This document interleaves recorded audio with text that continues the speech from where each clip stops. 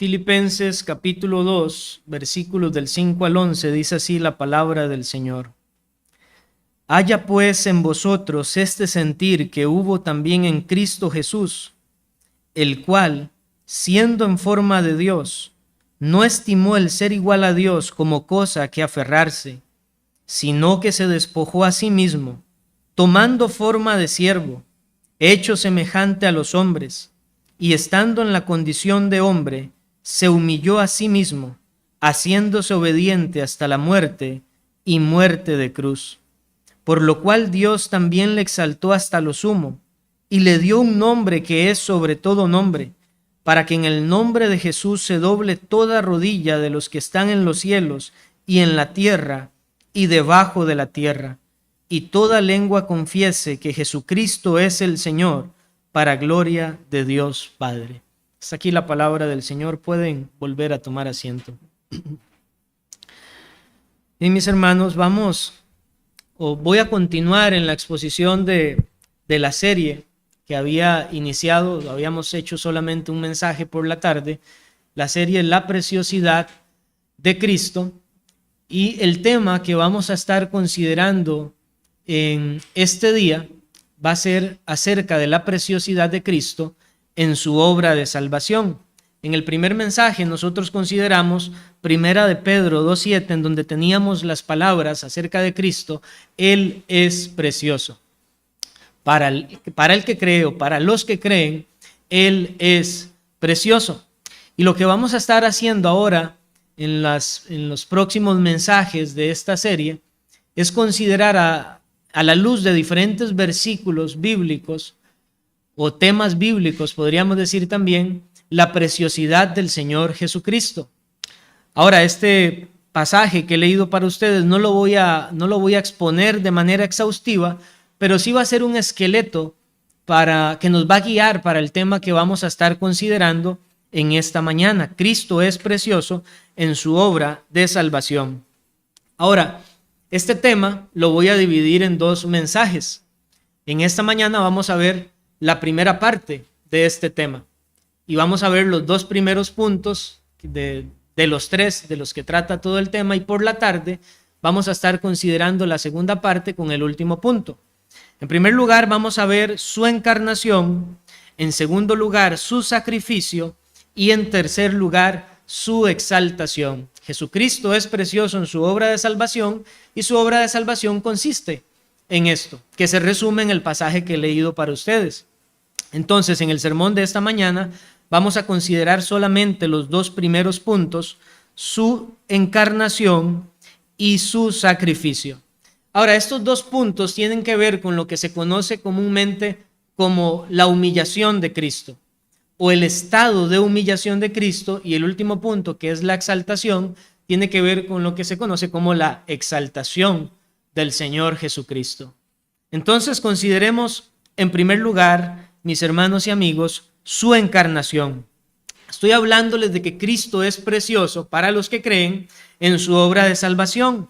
Y cuando hablamos de Cristo debemos considerar, como leíamos, acerca del pan de Dios que descendió del cielo. Este es el Señor Jesucristo. Siendo el eterno Hijo de Dios, decidió humillarse al tomar una naturaleza humana y débil.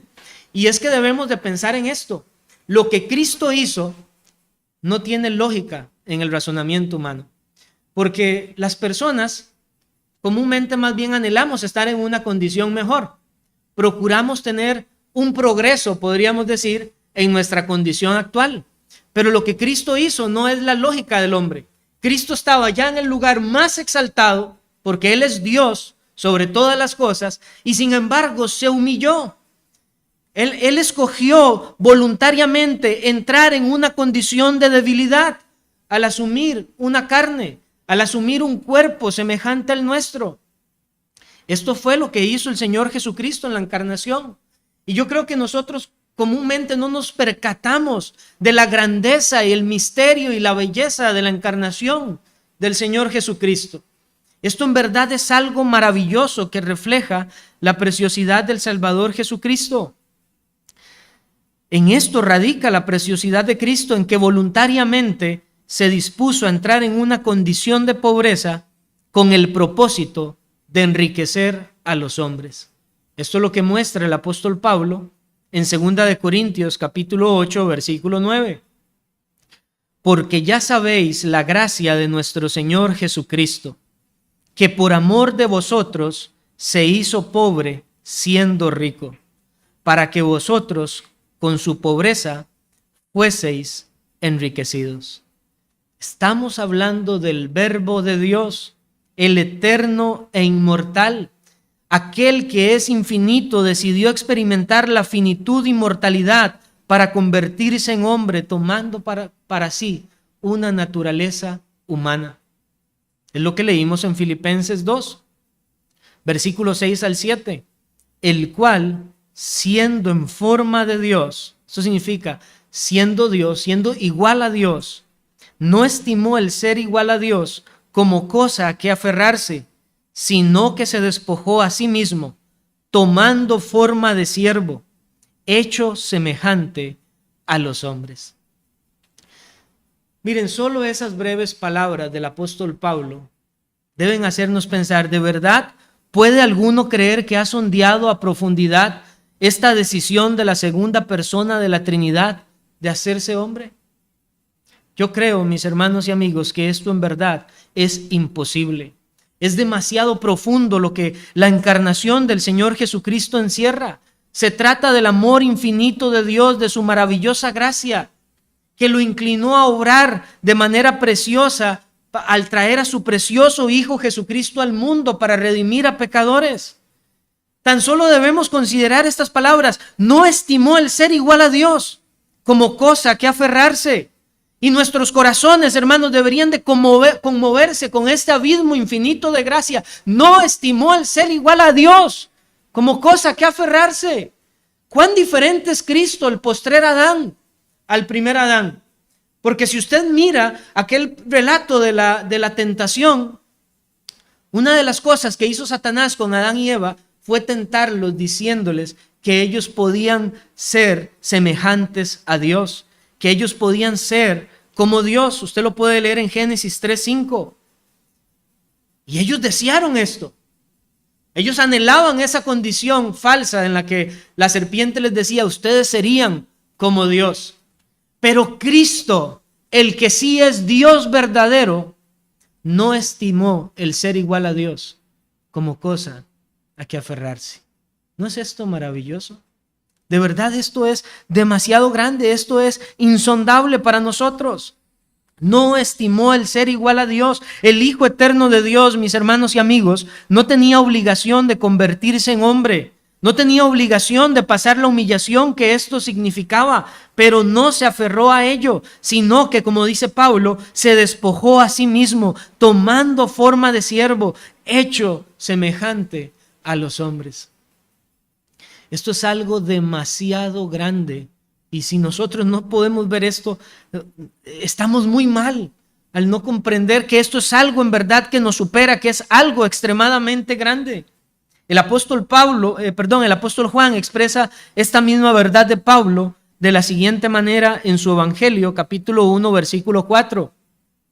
Y aquel Verbo fue hecho carne y habitó entre nosotros, y vimos su gloria, gloria como del unigénito del Padre, lleno de gracia y de verdad.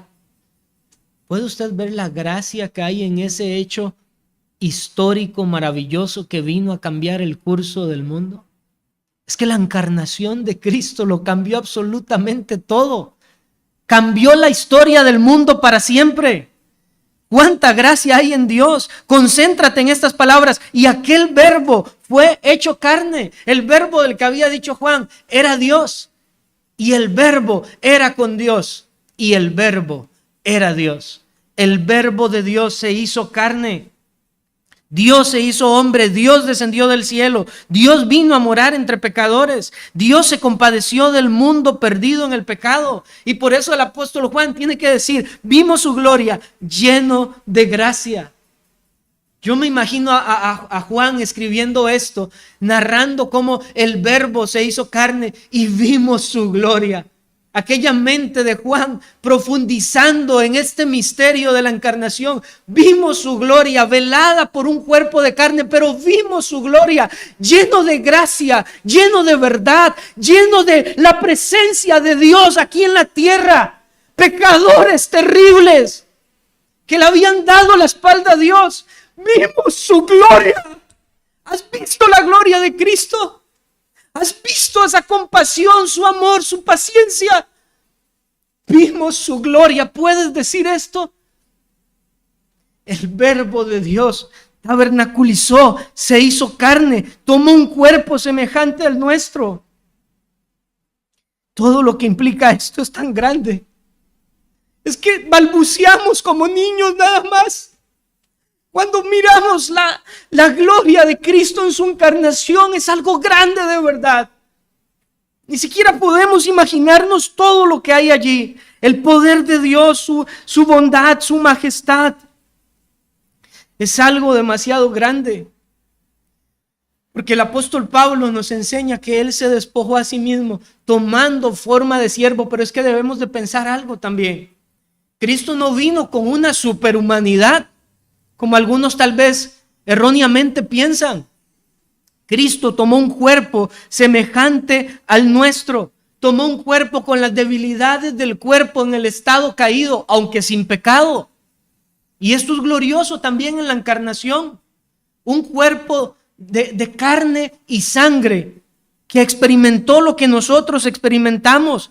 El Señor Jesucristo experimentó el hambre, sintió sed, experimentó cansancio como usted y yo lo experimentamos, pero su cuerpo era sin pecado.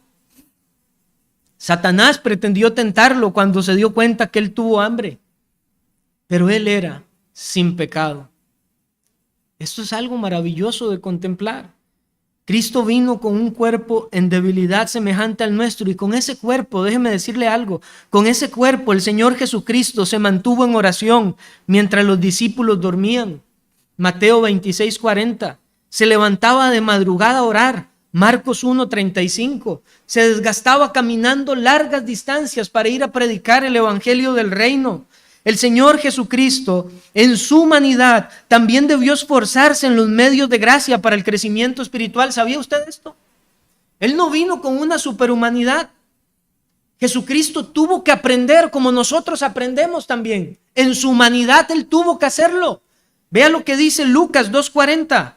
Y el niño crecía y se fortalecía y se llenaba de sabiduría, y la gracia de Dios era sobre él. Se llenaba de sabiduría, no en su divinidad, porque Él es infinitamente sabio en su divinidad, pero en su humanidad Él debió crecer, Él debió tomar las Escrituras, leer las Escrituras, interpretar las Escrituras. Él oraba y Él crecía, dice la Escritura, delante del Señor. Con un cuerpo semejante al nuestro, Cristo hizo todo esto que nosotros no podemos hacer. Somos vencidos continuamente por el sueño, por la fatiga corporal, por el desánimo y hasta por el ocio. Y si no fuera por la justicia perfecta del Cristo encarnado, no tendríamos parte con Dios. Por eso, cuán precioso es Cristo para los que creen en Él. Cuán precioso es Cristo en su encarnación. Y es que la encarnación es en verdad un milagro de Dios. Miren, nosotros a veces hablamos mal, decimos cosas que no son precisas. A cualquier cosa grande y sorprendente en este mundo le llamamos milagro, pero bíblicamente un milagro no es aquello que por más grande e interesante que sea, llega a ser normal en el modo de operar de Dios en este mundo. Por ejemplo, podríamos, o quizás hemos hablado a veces del milagro del nacimiento. Y sí, si usted estudia todo lo que pasa en el organismo de una mujer para que quede embarazada, eso es algo maravilloso, y después para que pueda dar a luz, esto es algo maravilloso, pero es algo normal. Es algo que Dios ha determinado que ocurra de manera continua en el mundo. Que una mujer dé a luz no es de ninguna manera un milagro, pero que una virgen dé a luz, esto sí es un milagro. Esto es imposible. Una mujer no puede engendrar, no puede tener un hijo si no se une primeramente a un hombre. Pero en la encarnación vemos este milagro maravilloso que demuestra el poder de Dios. Un milagro es aquello que va en contra de las leyes de la naturaleza o que suspende momentáneamente las leyes de la naturaleza. Por ejemplo, cuando Moisés se acercó a la zarza cardía, ¿qué le llamó la atención a Moisés? Que la zarza estaba quemándose, pero no se consumía. Es decir, estaba el fuego allí, pero no la estaba consumiendo. Eso era un milagro. O cuando el Señor abrió el mar en dos, eso es un milagro. O como cuando el Señor Jesús convirtió el agua en vino, eso es un milagro porque va en contra de las leyes de la naturaleza. Es decir, naturalmente, el agua nunca se va a convertir en vino. Es imposible.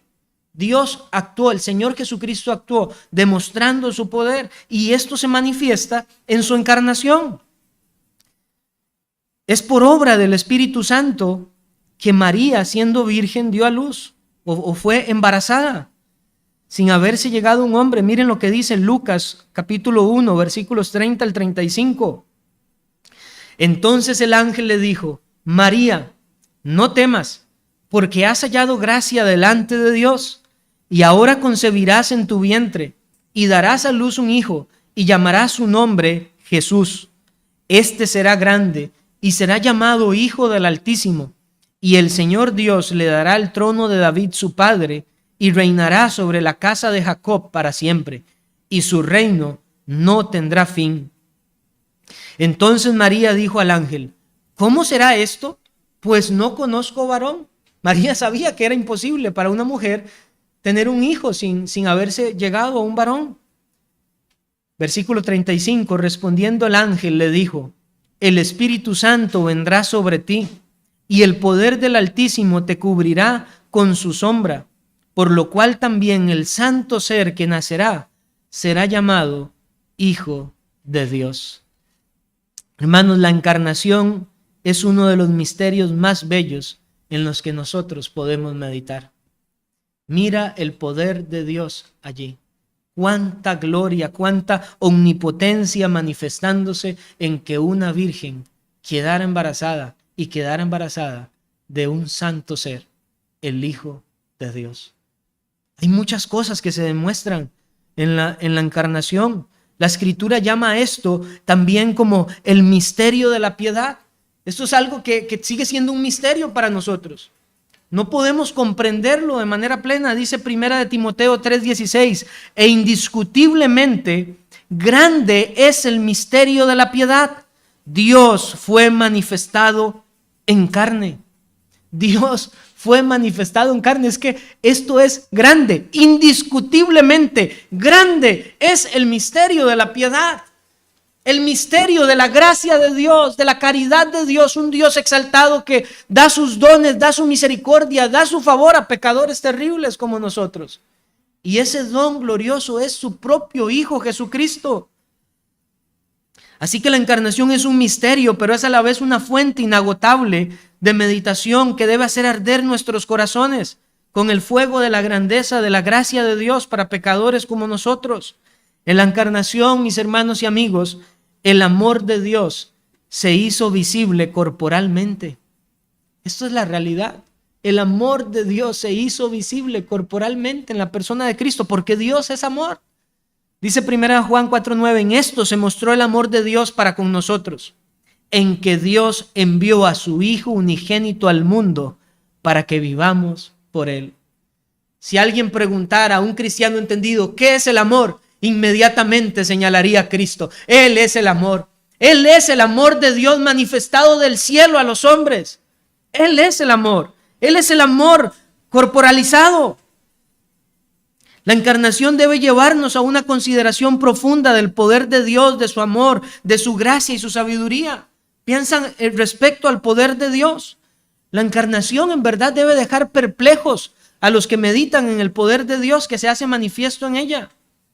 Con todo el poder del Espíritu de Dios, el Señor santificó aquella parte de la humanidad de María que se requería para la concepción del Señor Jesucristo. ¿Usted ha pensado en esto?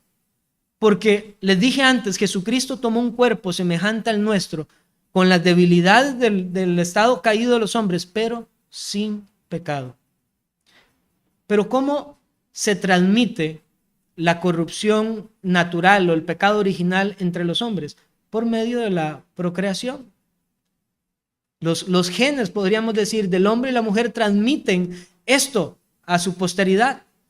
Pero en la encarnación Dios actuó de una manera poderosa por medio de su Espíritu Santo, debiendo santificar aquella parte de la humanidad, de María, aquella parte de María que iba a ser necesaria para traer la concepción del Señor Jesucristo, de tal manera que Él pudiera venir a este mundo con un cuerpo semejante al nuestro, pero sin pecado. Esto es un verdadero milagro. Permítanme citarles unas excelentes palabras del puritano Thomas Watson sobre la encarnación, porque él es uno de esos hombres que dicen cosas hermosas. Él expresó lo siguiente: el que el hombre fuera hecho imagen de Dios constituyó una maravilla, pero el hacerse Dios a imagen del hombre es una maravilla aún mayor. Que el anciano de días naciera, que quien truena desde los cielos llorara en la cuna, y que el que rige las estrellas mamase del pecho, que una virgen concibiera, que Cristo fuera hecho de mujer y de una mujer que él mismo había hecho, que el sarmiento soportara a la vid, que la madre fuera más joven que el hijo que dio a luz, y el niño que estaba en el vientre mayor que la madre, que la naturaleza humana no fuera Dios, pero sí una con Dios. Esto no fue solo maravilloso, sino milagroso. Y así es.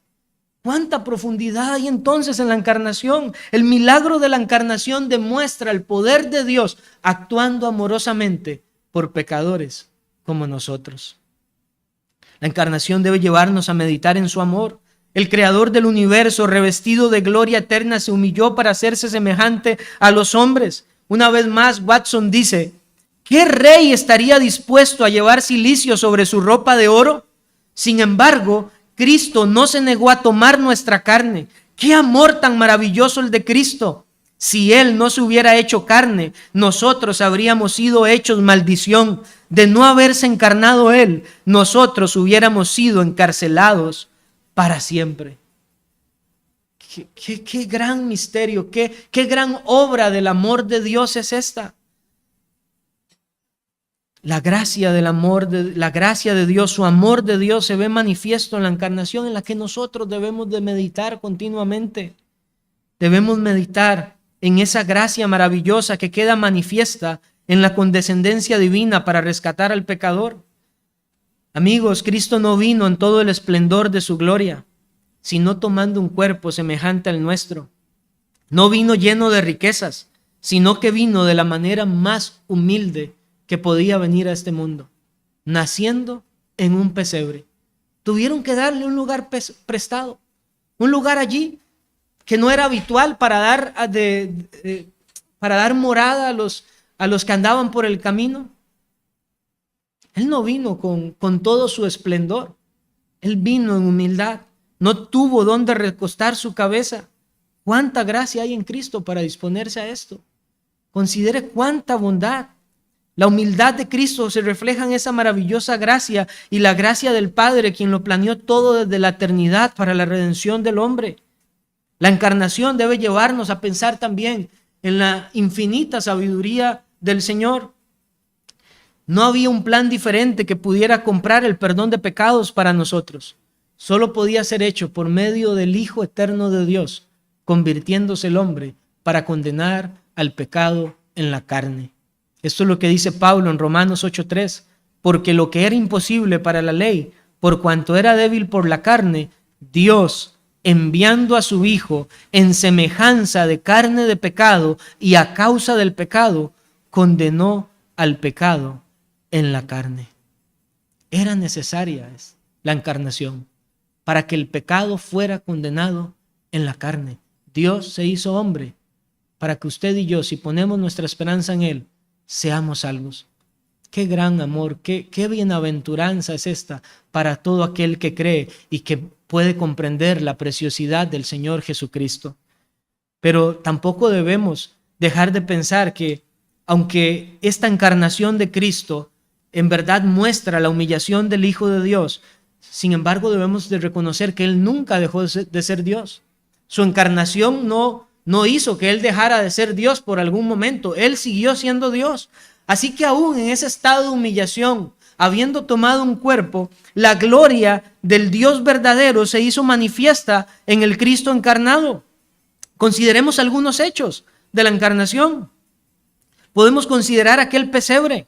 Como les dije antes, Jesús no vino con la pompa de los reyes terrenales, pero Él, siendo verdadero Dios, llenó de gloria todo lo que ocupaba. Aún aquel pesebre, como dijo alguien, se convirtió en un trono de gloria en ese momento. Miren lo que escribió John Fawcett. No sé si estoy pronunciando bien su apellido, pero él dijo lo siguiente: los espíritus celestiales se maravillaron al contemplar a su Creador y Señor convertido, un niño en Belén, envuelto en pañales y acostado en un pesebre. Desde el momento de su nacimiento, cuán profundas fueron su humillación y su abajamiento. Sin embargo, en aquel lugar sin gloria, donde se alimentaban los bueyes, las huestes celestiales lo adoraron. Los reyes magos rindieron honores divinos al Dios encarnado. Su presencia transformó el establo en un templo de gloria y ennobleció el pesebre donde yacía, para convertirlo en cierto modo en un trono de gracia. Allí se adoró al verdadero Dios hecho hombre. Allí había un lugar de alabanza para el Rey de Reyes y Señor de Señores. Donde Cristo estuviera, todo lo llenaba de la gloria de Dios. La tierra misma se convirtió en la morada de Dios. Los pies del Creador del mundo hecho hombre pisaron el mundo que Él creó. La humanidad de Cristo, unida a su divinidad, hizo de la tierra la morada de Dios. Y piense esto: de entre todos los planetas creados por Dios, solo la tierra fue creada para ser el escenario de la trama más grandiosa en el universo entero, la historia de la redención del hombre.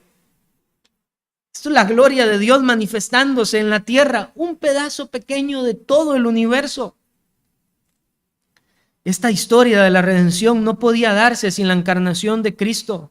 Piensa en el templo y el cumplimiento de la profecía de Ageo 2:7.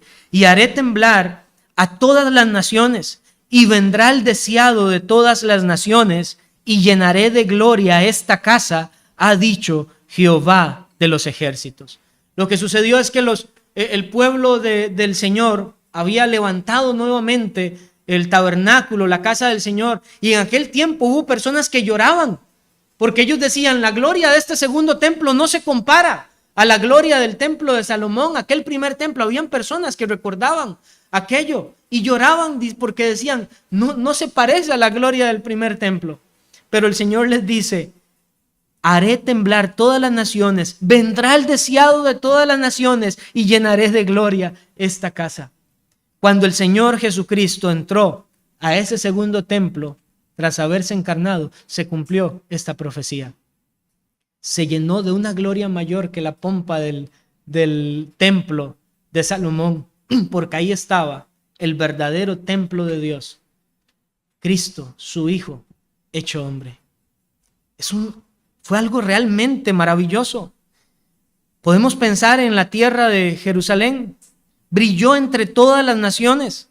Aunque Israel perdió toda su gloria al rechazar al Mesías, lo que les costó ser cortado como nación de Dios, sin embargo, en aquel tiempo fue una lámpara en el mundo cuando Cristo, la luz del mundo, caminó en Jerusalén, cumpliendo así la profecía en Isaías 59:20, y que después toma Pablo en Romanos 11:26.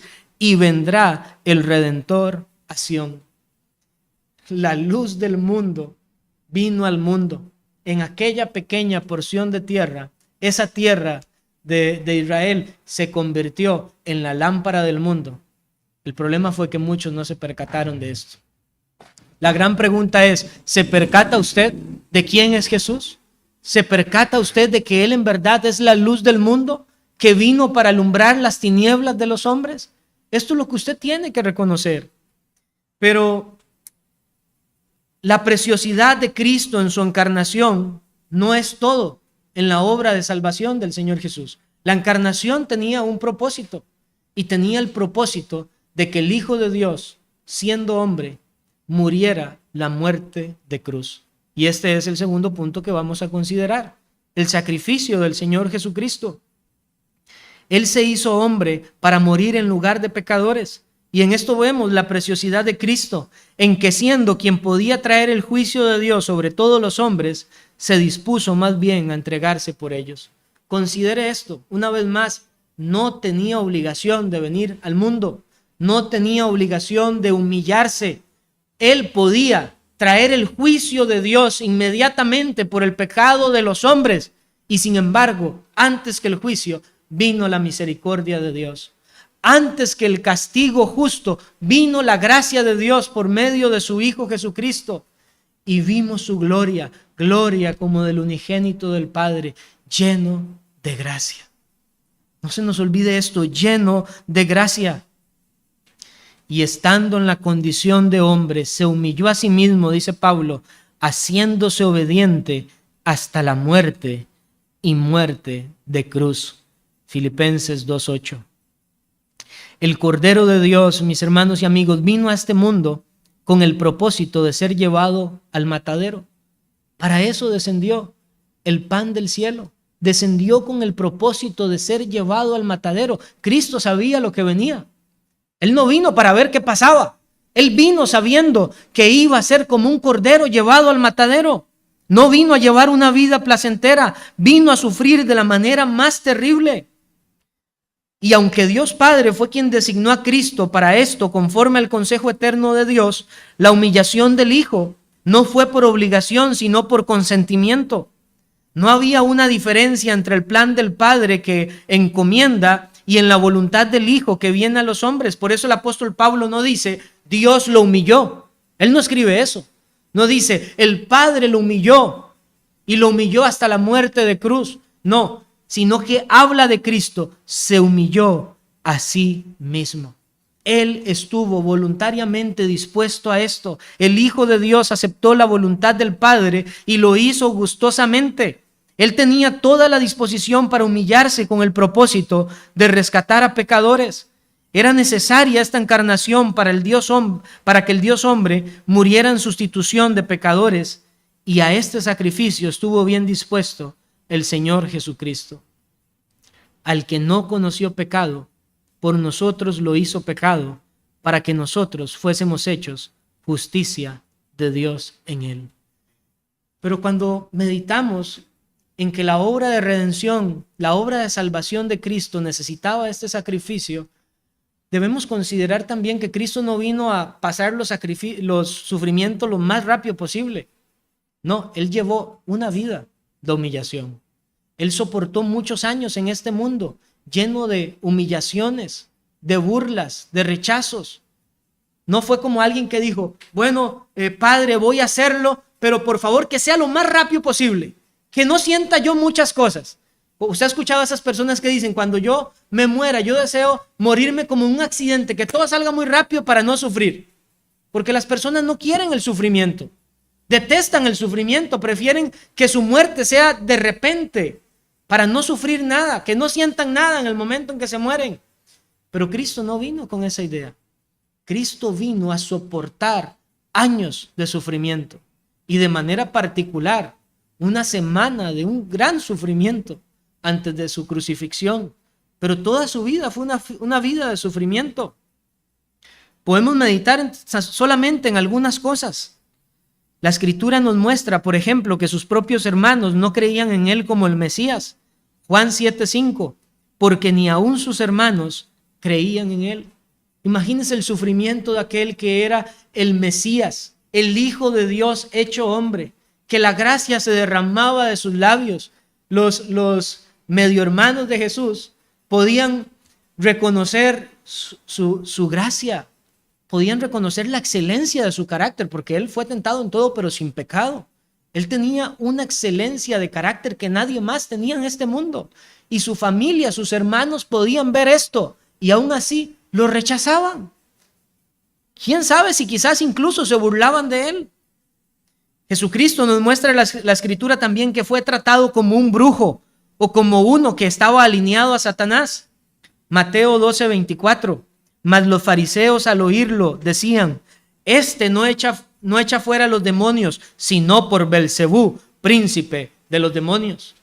Dicen los entendidos que esto era la idea de los fariseos, era como que ellos entendían que Jesús venía con artes mágicas, alineado con Satanás para echar fuera a los demonios.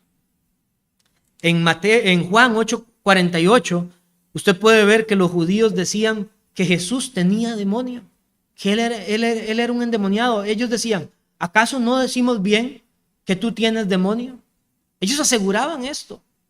Aquel que mostraba la gracia, el amor encarnado de Dios, estaba recibiendo esas humillaciones. Los de su propia tierra de Nazaret, donde se crió, lo rechazaron. Mateo 13:57. Y se escandalizaban de él. Pero Jesús les dijo: no hay profeta sin honra, sino en su propia tierra y en su casa. En su humanidad fue angustiado ante el sufrimiento de la cruz también. Jesucristo lloró. Jesucristo se turbó en su alma humana. Mateo 26:38. Jesús tuvo que orar porque estaba muy triste, dice. Entonces Jesús les dijo a sus discípulos: mi alma está muy triste hasta la muerte. Quedaos aquí y velad conmigo. El que no, en su divinidad, no tiene que experimentar ningún sufrimiento, se dispuso a encarnarse para humillarse, a experimentar estas cosas. Estaba turbado. Mi alma está angustiada, dijo. Está muy triste. Y él le pedía a sus amigos más cercanos: velen conmigo. Pero no pudieron velar con él, ni siquiera una hora. En Lucas 22:44 muestra que su angustia fue tal que sudó gotas de sangre, y estando en agonía oraba más intensamente, y era su sudor como grandes gotas de sangre que caían hasta la tierra. Yo no sé si usted puede pensar bien en esto, pero es que era Dios verdadero el que estaba en esa escena que nos presenta la Escritura. El Dios exaltado hasta lo sumo, que se humilló a sí mismo para venir a afrontar estos sufrimientos en su humanidad. Angustiado, estaba tan turbado en su interior que su sudor era como gotas de sangre. A tal punto que expresó: si es posible, Padre, pasa de mí esta copa, pero no se haga mi voluntad, sino la tuya. ¿Puede usted dejar esto de lado y no pensar y meditar en estas cosas de manera continua? Eso sería estar en una ceguera espiritual. Jesucristo fue traicionado por uno de sus discípulos. ¿Y de qué manera? Con un beso.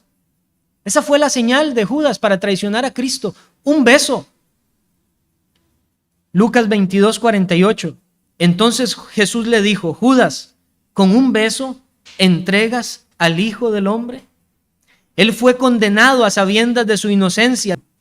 ¿Eres tú el rey de los judíos? Y respondiendo él dijo: tú lo dices. Y Pilato dijo a los principales sacerdotes y a la gente: ningún delito hallo en este hombre. ¿Y qué pasó en la historia?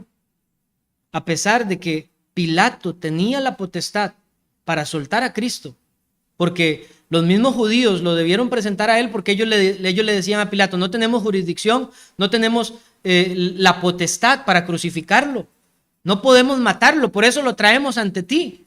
Y Pilato dice: ningún delito he hallado en este hombre, no hay nada por lo cual tener que condenarlo. La acción de Pilato es la acción que muchos hacen hoy en día: lavarse las manos, pero siguen estando en sus pecados, condenando a Cristo, humillando a Cristo. Así, de esta manera se humilló Cristo también, siendo inocente, sin mancha, sin culpa. Sin embargo, Él fue condenado como el más terrible de los pecadores. A Cristo le escupieron en el rostro y le dieron puñetazos mientras se burlaban de Él. Mateo 26, 67 al 68. Entonces le escupieron en el rostro y le dieron puñetazos, y otros le abofeteaban diciendo: profetízanos, Cristo, ¿quién es el que te golpeó? No solo los judíos, los romanos lo hacían también. Lo humillaban, se burlaban de él, le escupían en la cara.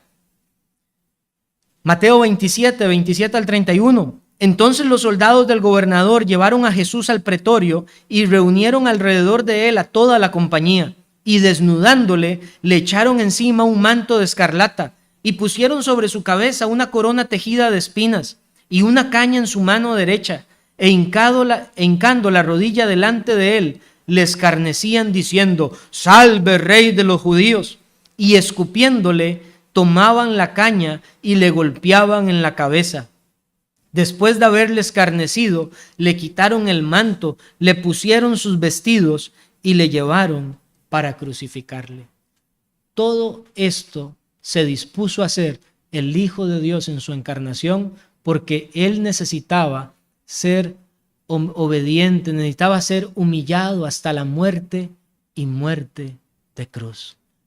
Básicamente Pablo dice: no cualquier muerte, muerte de cruz, cumpliendo la profecía, pero también manifestando que era tratado como el más terrible de los pecadores. Aún colgado en la cruz, las personas se burlaban de él. Miren, hay una cierta, esto no es en todos, pero hay una cuestión casi natural, podría decirse, que aún muchas personas, cuando ven que alguien culpable está sufriendo desmedidamente, sienten como un poco de misericordia, y entonces comienzan a decir: bueno, pobre de este hombre. Pero Cristo, sufriendo lo más terrible ahí en la cruz del Calvario, nadie se compadecía ni siquiera de él. Todos se burlaban allí, aún en la cruz, meneaban su cabeza. Marcos 15, 29 al 32. Y los que pasaban le injuriaban, meneando la cabeza y diciendo: va, tú que derribas el templo de Dios y en 3 días lo reedificas, sálvate a ti mismo y desciende de la cruz. De esta manera también los principales sacerdotes, encarneciendo, se decían unos a otros con los escribas: a otro salvó, a sí mismo no se puede salvar. El Cristo, Rey de Israel, descienda ahora de la cruz para que veamos y creamos. También los que estaban crucificados con él le injuriaban. En todo su sufrimiento, allí en su humanidad, nunca tuvo reposo de las burlas, de la maldad de los hombres para con él. Nunca cesó eso. Aún en la cruz pidió agua. ¿Y qué le dieron?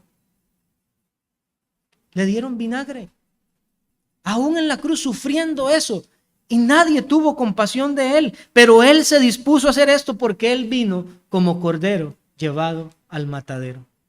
¿Puede usted ver la preciosidad de Cristo en su obra sacrificial para traer la redención de los hombres? Esta fue una entrega hasta la muerte. Una vez más Pablo dice: y muerte de cruz. Él se entregó, se humilló a sí mismo hasta la muerte. Cuánta hermosura hay en Cristo, cuán precioso es Él. Estuvo dispuesto a sufrir la ira de Dios para que los que creen en Él puedan disfrutar de la vida eterna. El inmortal descendió del cielo para experimentar la mortalidad, a fin de que mortales podamos disfrutar la vida eterna con Él.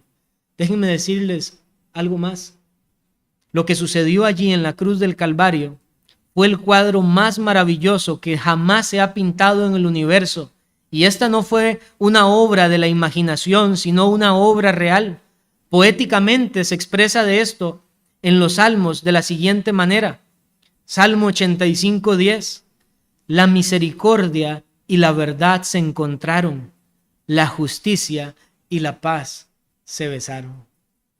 Eso es un cuadro maravilloso, hecho aquí en la tierra.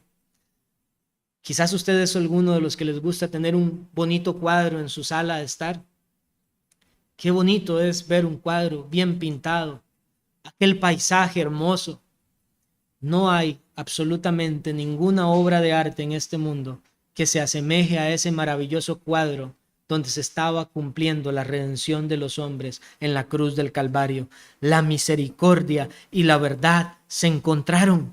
La misericordia de Dios, la verdad de Dios, su fidelidad a sus promesas, pero la justicia y la paz se besaron. La justicia de Dios fue satisfecha por la justicia de su Hijo Jesucristo, que cuando vino el cumplimiento del tiempo, nació bajo la ley, nació de mujer. Cuando vino el cumplimiento del tiempo, el que está por encima de la ley, el que es el hacedor de la ley, como hombre se dispuso a humillarse para ser un hacedor de la ley, para que la justicia y la paz se besaran. Gloria a Dios en las alturas y en la tierra paz. Esto es lo que se cumplió en el sacrificio del Señor Jesucristo. La justicia y la paz se besaron. Cuán precioso es el Señor Jesucristo, cuán precioso es en su amor, cuán precioso es en su entrega sacrificial por su pueblo. Es una terrible ingratitud no amar a quien ha encarnado el amor puro e infinito, que es Dios. Ahora quiero cerrar con algunas consideraciones finales. Son dos cosas simplemente las que quiero mencionar ahora. En primer lugar, la manera en que miremos la historia de Cristo en su obra de salvación nos puede dar una idea de la verdadera condición espiritual de nuestra alma. Si no puedes ver la preciosidad de Cristo en esto, entonces estás en una terrible ceguera espiritual. ¿Qué tan ciego hay que estar para no sentirse conmovido con la obra de amor más grande jamás realizada por nadie en este mundo?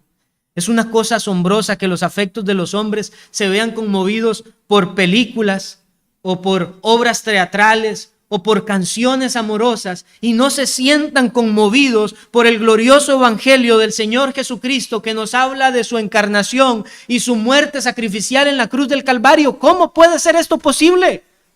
¿Cómo puede ser posible que lloremos ante la pantalla del televisor y no nos conmueva la gloria del Cristo sufriente en la cruz del Calvario?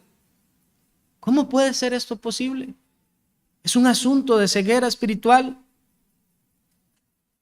El evangelio de Cristo, esa historia de Cristo, debería tocar la profundidad de las fibras de nuestros corazones. Deberían movernos a entregarnos a Él. Si el evangelio es una fuente continua de meditación para nosotros, si la bella historia de Cristo en verdad nos conmueve, entonces esto ha de manifestarse en nuestra manera de vivir para Él. Y esto, si es así, significa que hay una gran evidencia de verdadera vida espiritual, pues no se puede dar la espalda al mundo genuinamente si nuestro corazón no está lleno de amor por Cristo y por su evangelio. Es la única forma en la que nosotros podamos dejar atrás el mundo para seguir y servir a Dios, amando a Cristo por encima de todo, contemplando su preciosidad, tal como se muestra en la Escritura, en su encarnación y en su sacrificio sustitutorio. Y en segundo lugar, ¿es usted un alma muerta en sus pecados todavía? ¿Puede usted reconocer que no ama a Dios como debería amarlo? ¿Es quizás usted de los que cree que Dios difícilmente le perdonaría? Yo le pido que deje atrás ese terrible pensamiento y reflexione en la obra de salvación por medio de Cristo. Escuche con atención. Él vino a llamar a pecadores al arrepentimiento. Él vino a sanar a los enfermos. Él vino para ser el refugio de los débiles. Él vino para dar libertad a los cautivos. Él vino para levantar al menesteroso del muladar al trono. Él vino para deshacer las obras del diablo en el pecador. Él vino para dar vista a los ciegos. Jesucristo, el Hijo de Dios, vino a este mundo a salvar a pecadores. Lo que el Señor hizo con terribles pecadores como Saulo, que lo perseguía y que después se le presentó y le salvó y lo hizo apóstol a todas las naciones, a Pablo, lo sigue haciendo al día de hoy. Sepa que la mano del Señor no se ha cortado para salvar y su gracia no se ha disminuido en absoluto. La Escritura nos presenta una verdad maravillosa. Hebreos 13:8. Jesucristo es el mismo ayer y hoy y por los siglos. ¿No le conmueve esto? El mismo que salvó a terribles pecadores en el pasado lo puede hacer contigo. Su gracia es inmutable, al igual que su amor, y su promesa de salvación no cambia. Cree solamente y serás salvo. Arrepiéntete de tus pecados, vuélvete a Cristo y Él será tu redentor. Si usted se arrepiente y cree, yo le aseguro, en el nombre de Dios que no miente, que usted será salvo. Este será el día de su salvación si tan solo se aferra al Salvador Jesucristo, y entonces usted podrá ver toda la hermosura que hay en Él, porque para los que creen, Él es precioso. Gracias sean dadas a Dios por el don maravilloso de su precioso Hijo que envió al mundo para redimir a pecadores como nosotros. Vamos a orar.